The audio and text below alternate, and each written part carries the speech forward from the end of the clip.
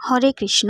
আজ আমি কামদা একাদশী সম্পর্কে কিছু বলব। কামদা একাদশীর ব্রতকথা সম্পর্কে বলবো, আপনারা সকলে শ্রবণ করবেন। জয় শ্রীকৃষ্ণ, রাধে রাধে। চৈত্র মাসের কামদা একাদশীটি বরাহ পুরাণে বর্ণনা করা হয়েছে।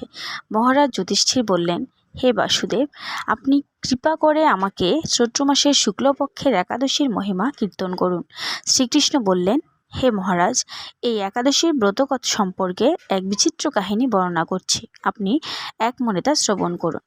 পূর্বে মহর্ষি বশিষ্ঠ মহারাজ দিলীপের কৌতূহলে নিবারণের জন্য এই ব্রতকথা কীর্তন করেছিলেন।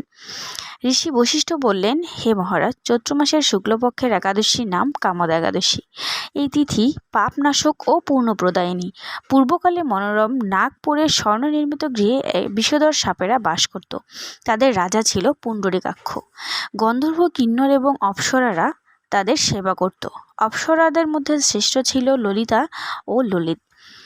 তারা গন্ধর্ব স্বামী স্ত্রী ঐশ্বর্যপূর্ণ এক গৃহে এবং সুখে দিন যাপন করত। একদিন পুণ্ডরীকাক্ষের রাজসভায় ললিত একাই গান করছিল এবং সেই সময় তার ললিতার কথা মনে পড়ে গেল এবং সঙ্গীতের স্বর লয় তাল মানের বিপর্যয় ঘটে গেল। কর্কটক নামের এক নাগ সেটা বুঝতে পারল এবং সে রাজাকে বলল।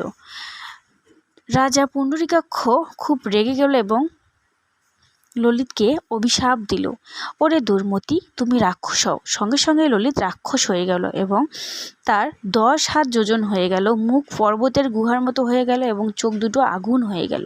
ললিতের ভয়ঙ্কর রাক্ষস রূপ দেখে ললিতা খুব দুঃখ পেল। তারপর সেই দুঃখে সে এক বনে প্রবেশ করল এবং সেই বনে দেখতে পেল ঋষ্যশৃঙ্গ মুনির এবং তাকে সে প্রণাম করলো। ঋষি তাকে জিজ্ঞেস করলো, কেন এখানে এসেছো? ললিতা তার জীবনের ঘটে যাওয়া ঘটনা মুনিকে বলল এবং মুনির কাছে উপায় জানতে চাইল।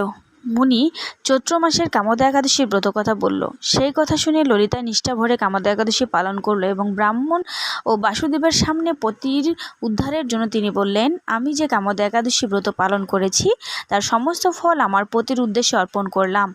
তার এই পুণ্যের প্রভাবে তার বিশেষত্ব দূর হয়ে যাক। ঠিক তখনই ললিত শাপমুক্ত হলো এবং ললিত ও ললিতা গন্ধর্ব রাজ্যে গমন করলো।